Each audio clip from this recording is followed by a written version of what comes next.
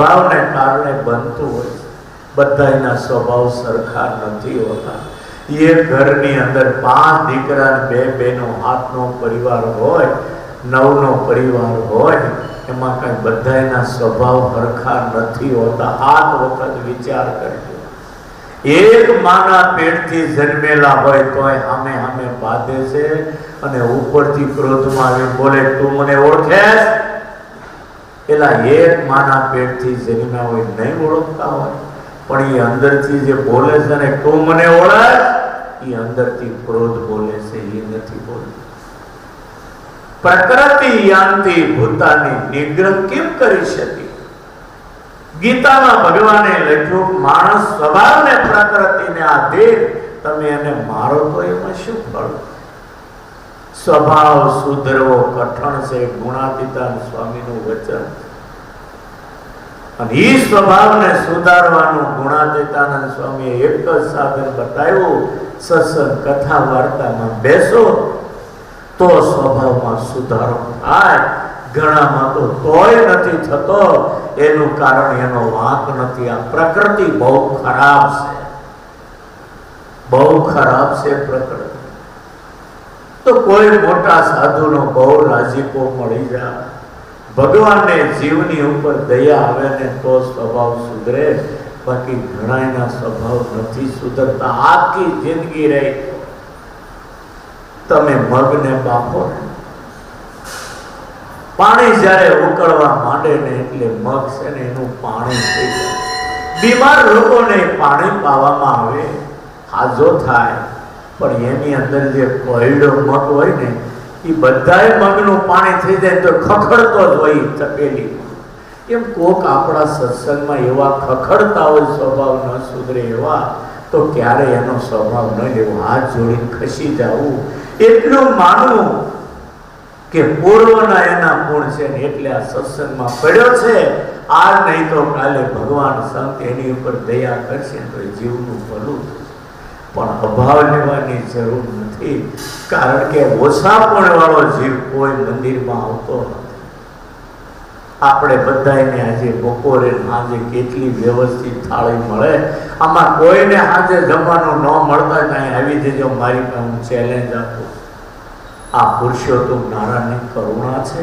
આપણા પૂર્વના પ્રારબ્ધ જોવા જઈએ ને તો સ્ટેશન ઉપર હાથ કપાયેલો હોય અને એક જણો લારી ખેંચતો અને આપણે બધા દ્રશ્યા વિષયા માગતા હોય, પણ અહીંયા જે બેઠા છીએ ને, આ મહારાજે જે 7 વર્ષ વનમાં તપ કર્યું અને એ પુણ્ય સત્સંગમાં ઢોળ્યું ને, એ છાંટો આપણને અડી ગયો અને એટલે આપણે બપોરે સાંજે થાળી હરખી મળે છે. અને એને કારણે આજે ઘી કેળાની મજા આ સંપ્રદાયમાં. માટે આ સમય, આ સંજોગ અને આ ઘડી માણસે જિંદગીમાં ક્યારેય ભૂલવી ન જોઈએ. અને ભગવાનનો આ ઉપકાર જો ભૂલાઈ જાય તો શિક્ષાપત્રીના 26મા શ્લોકમાં કર્યા કૃતને ન જાણે ને કૃતજ્ઞ જાણવો, એના સૌનો ત્યાગ કરવાનો કીધો. એટલા મળ જેવા આપણે ખરાબ થઈ જઈએ.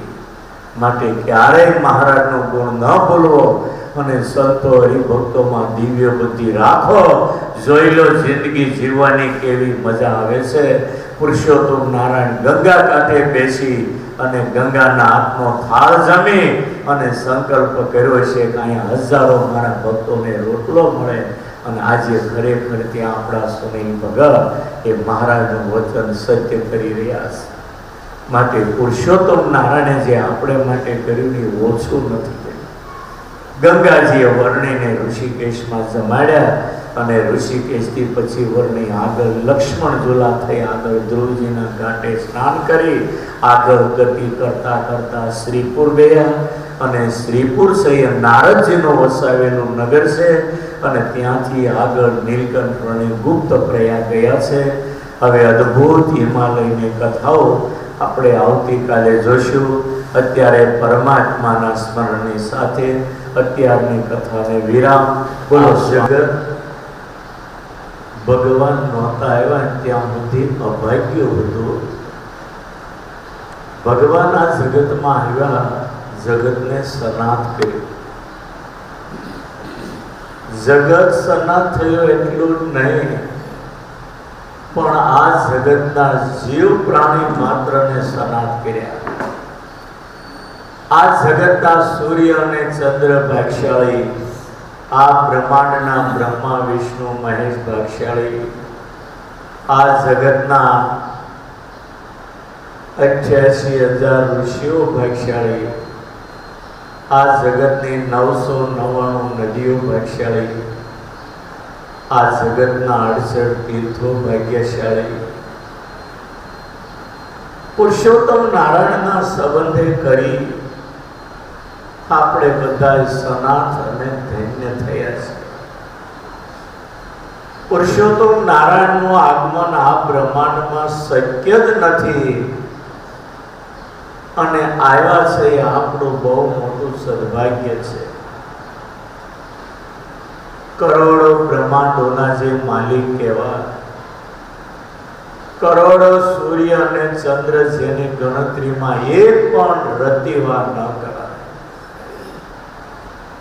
આ સભાની અંદર એક વાળની શું ગણતરી, તો કરોડો બ્રહ્માંડોના અધિપતિ એને આ બ્રહ્માંડ વાળ જેટલી પણ ગણતરીમાં ન કહેવાય.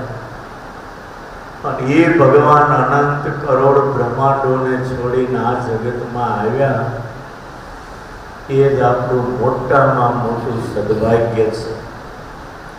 જેને સ્વામિનારાયણ ભગવાન ઓળખાઈ ગયા એની જેવો આ ભૂમંડળ ઉપર કોઈ ભાગ્યશાળી જીવ નથી.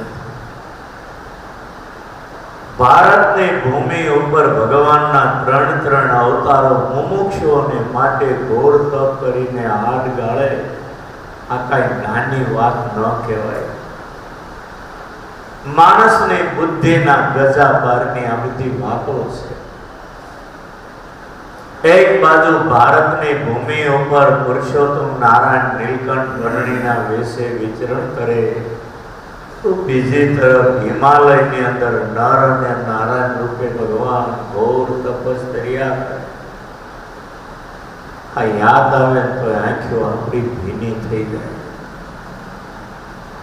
કેટલી પુરુષોત્તમ નારાયણની મોટપ અને એ માણસ બનીને આ જગતમાં જે વિચરણ કરે છે, બહુ મોટી વાત, બહુ મોટી વાત.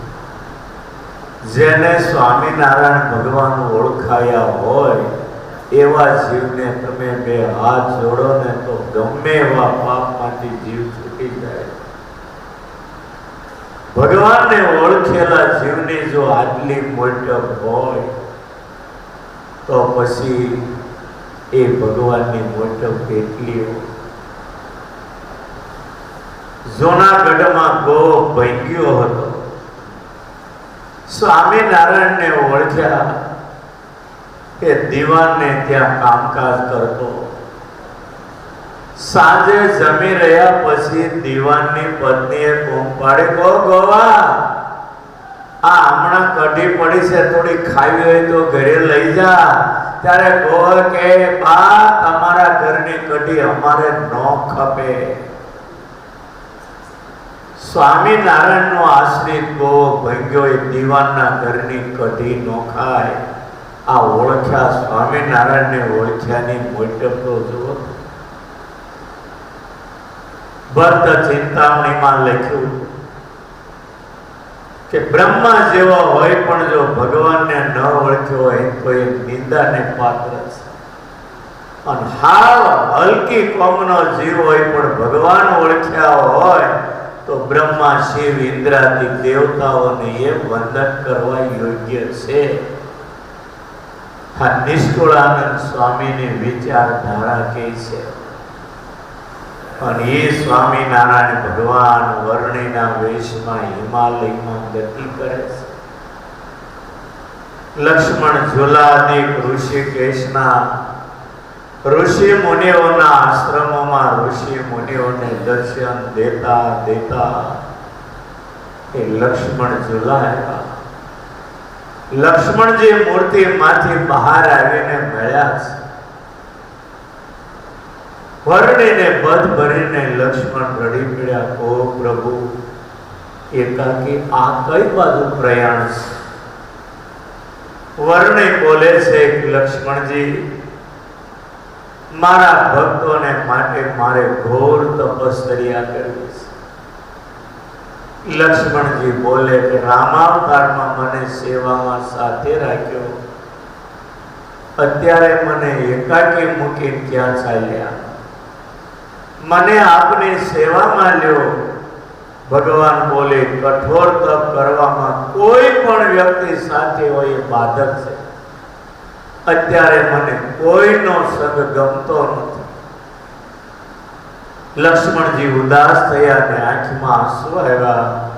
તેને રાજી કરવા એ લક્ષ્મણજીના મંદિરમાં 3 દિવસ નીલકંઠ વર્ણિ રોકાયા. 3 દિવસ રહી લક્ષ્મણજીને સેવાનો લાવો આપી એને રાજી કરી. ચોથે દિવસે લક્ષ્મણજીને ભેટી મળીને ત્યાંથી આગળ ગતિ કરી અને લક્ષ્મણજી મૂર્તિમાં લીન થઈ ગયા. એ મૂર્તિ આજે લક્ષ્મણ ઝુલામાં મોજૂદ છે. વર્ણિ ત્યાંથી ગંગાના કિનારે કિનારે ભેખડોમાં ગતિ કરે. અત્યારે તો ડામર રોડની પટ્ટીઓ થઈ ગઈ એટલે કેવા ખરાબા છે રસ્તામાં એ ખ્યાલ ન આવે. બાકી આપણો ભગવાન જ્યારે ઉઘાડે પગે ફરતો હતો તેથી ગંગાની ભેખડમાં હાલવાનો ક્યાંય રસ્તો નહોતો.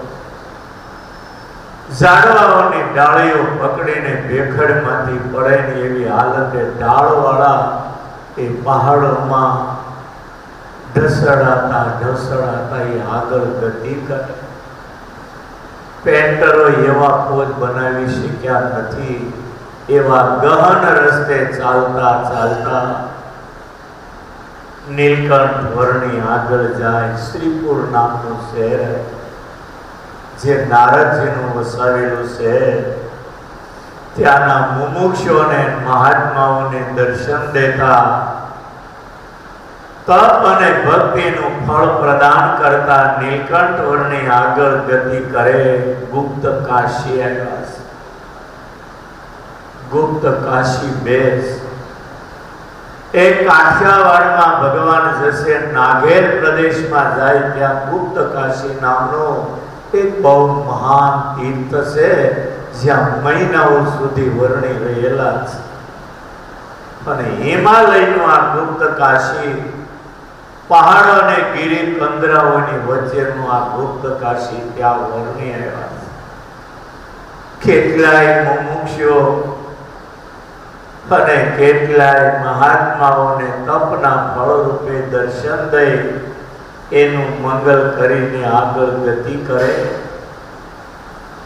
આગળ જતા ત્રિયુગી નારાયણ નામનું તીર્થ આવ્યું છે. એ બહુ ઊંચા પહાડ ઉપર કેદારનાથ ગયા છે એને ખબર છે. કેદારનાથ જ્યારે 14 કિલોમીટર પૈદલ જવાનું આવે, જ્યાંથી ખચરો ભાડે કરવાના હોય અને